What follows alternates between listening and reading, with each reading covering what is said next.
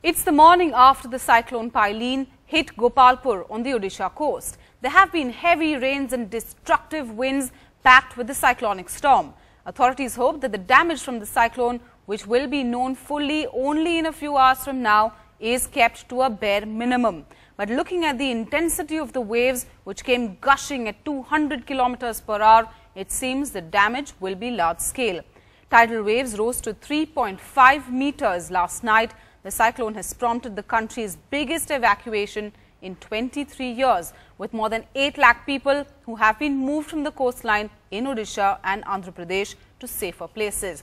While Odisha has reportedly evacuated over 7.2 lakh people, Andhra Pradesh has moved about a lakh to safety. Paileen is expected to affect around 1.2 crore people in all. It will be today that the focus will shift from the Indian Meteorological Department to relief and rescue operations. Several state and central agencies are on ground, fully equipped with rescue and also fully loaded with relief supplies. Now, of course, the challenge ahead will in fact be about rescue and how will the teams go ahead with their rescue and relief work. What they will have to focus on is clearing roads and debris, including trees and parts of buildings which have been damaged. There will also be rescue work and restoration of electricity by reinstalling electricity poles and wires that have been blown away due to the cyclone. The state electricity boards and response teams of the National Disaster Rescue Force will also have to restore electricity to emergency services such as hospitals as soon as possible. Ensuring clean water supply would also be one of the top priorities because there is, of course, high risk of outbreak of waterborne diseases in the aftermath of the tragedy. Now, restoring communication lines is also a major challenge as several telephone lines may have to be reinstalled. Now, the government's efforts so far have been focused on evacuation. Now, what the impact of the tragedy will be will only once materialize depending on how the government now tackles rescue and relief work, because the priority now will be to get people back home and also help those who have suffered damage and also try and help them to get them back on their feet. Now, Tejas Mehta joins us this morning from Srikakulam district. Tejas, of course, it has been a tumultuous night for you as well. Take us through what's happening right now. Is the impact still being felt, or do you feel that, the winds are slowly reducing in terms of intensity?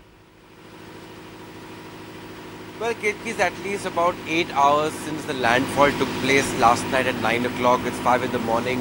And I must confess that around 12:30 or so, we did feel that there was a drastic change in the weather. And the winds had really ebbed. The rain also had completely stopped for at least a good 4-5 hours after that. But once again, just just about half an hour before we began this bulletin, let me just show you the scenes right here. It's become slightly windy once again.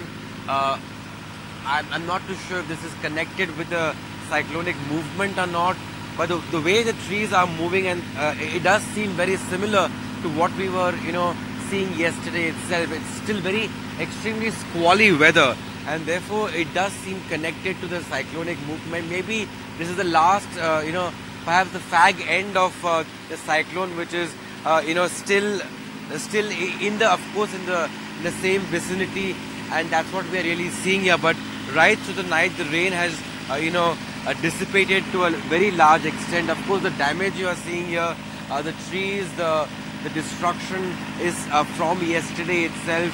The squally weather bringing down several trees in the cyclone shelter where we have been for the last almost 12 hours now. We have been right here, not really venturing out because it's still extremely dark. We have spoken to locals, Ketki, and they tell us that in their initial assessment, they feel that the damage is not actually as much as they had initially believed. Yes, water had come into a very large extent of this particular area. In fact, all low-lying areas across the coast of Andhra and Orissa, which are in the eye of the storm, will have been affected. But the damage they were really expecting was also to Pakka houses. Now, that's what they say, that because the wind was not as high as it was initially expected, the damage is largely to kacha houses, and that too which are closer to the sea. So we'll have to wait and watch, KK, because it's still 5 a.m. and not too much you can see really outside. So we'll have to wait and watch till at least there's some sunlight, some morning light, and then we can really assess for ourselves as to how many electricity poles have come down. What about you know, the road access, because this is a sort of almost like an island in a sense, because there are there's backwater on one side and there is the sea on the other. We have only one road which connects this particular area, so we'll have to take a look at what's really happened there also. There is a river close by, so they believe that this river is in spate and therefore they could be overflowing over that particular road connecting this village itself. So we'll have to wait for a little longer, but yes, mobile connectivity is still on. I can, you know, I'm seeing on the mobile, I'm receiving calls, I can take calls. So in that sense, the electricity, I mean, mobile communication is still is on, and that's very, very crucial and important for communication at this hour.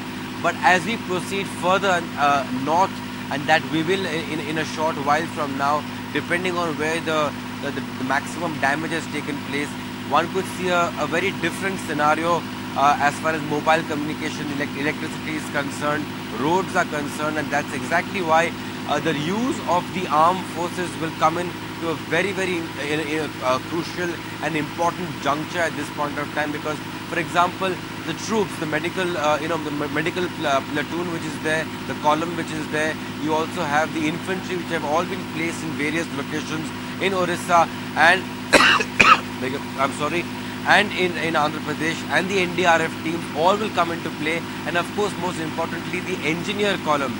Mind you, just as you have seen, Ketki, yourself in Uttarakhand, how useful they really were. I too saw them there, the engineer column. Fantastic work they have done there. If the damage on the ground is as high as we saw in Uttarakhand, then their utility will be absolutely important and crucial, and therefore all of this depends, of course, on what sort of damage are we seeing. The winds we were expecting earlier were at least about 240 kilometers per hour, but that did not really, happen last night. It reached about 200 kilometers per hour, maybe a little more in certain areas. But the more the ferocity of the winds, the greater the destruction given, or it also is raining very heavily in certain parts. Here in Srikakulam district, northern Andhra Pradesh, the rains have ebbed, the winds have ebbed, except occasionally like this, it's picking up, but largely after about midnight yesterday, midnight this morning, in fact, the rains have ebbed and the winds also have more or less calmed down. But we will have to wait Ketki for another hour or so to really know and assess the damage in the vicinity. Ketki? Right, Tejas, also as you're telling us, we can see the trees uprooted there where you are right now. Still early to step out, certainly, because there will be some sort of damage and it will be a while before that is clear. Now, at the place that you are, what has been the kind of arrangements that have been made for people there? Because now, of course, the focus will also shift to rescue and relief and trying to get people's lives back on track in the days ahead as well. Sorry.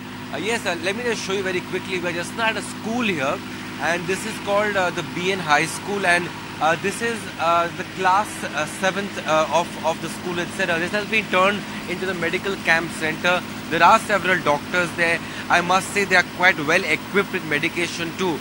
On the first floor, if you can see some light on top, that's another classroom, and that is where women, children and families are all living together. Now, that is largely there are 2 rooms there, and that is largely the only place where families are staying at this point of time, given the fact that other rooms are being used for other administrative purposes for the cyclone itself. But about I would say 200 people are up there. There also is another school about 200 or 300 meters from here itself, a girls' high school, and that's where another about 500 people have been stationed right there. Now, this area is a fishing community, fishing colony per se, and a rather impoverished area. Most of the houses are, must say, they're pakka houses, but yes, they also will be, some kacha houses here and there. And we That's exactly the problem why many have not really come back to the shelter house, given the fact that they wanted to save their belongings really, and they were coming to eat here, then going back in the night, coming back again to eat a little bit, and then again going back there, because at the end of the day they were more concerned. The immediate concern, of course, was not the weather, because mind you, the winds are extremely, ferocious. There's no doubt about that.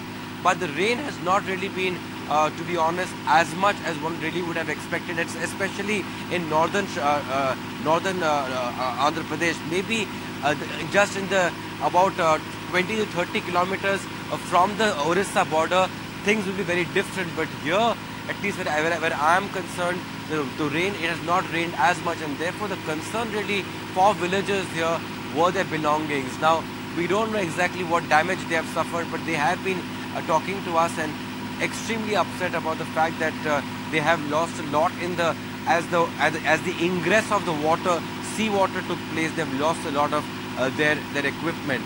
On this side, if I can just move a little to show you what's actually here. A lot of flooding has taken place in the compound itself here, but there is a truck here. You can see a small tractor here, and it has got a water tank there, right there. And I can't show you, but the kitchen also is right there, a little distance away. But I must say, Ketki, that the arrangements are pretty good actually. We ate dinner ourselves here last night. All of us, we had sambar, we had rasam, we had rice, and with some chana vegetable. I must say it was cooked very well. There was no problem at all with the food as far as concerned. They have also been, a generator has been running for about at least since yesterday evening around 6 o'clock. So that's almost 11 hours of marathon running for this generator. It hasn't been stopped even once. So people can come here, they can charge their mobiles, they can, recharge themselves, have some, fresh water here. So all these facilities have been, minimal, I would say, but pretty good in the given circumstances. And of course, that's at such short notice for so many people. Ketki? Right, Tejas, stay safe along with your crew. We will, of course, keep coming back to you for more updates.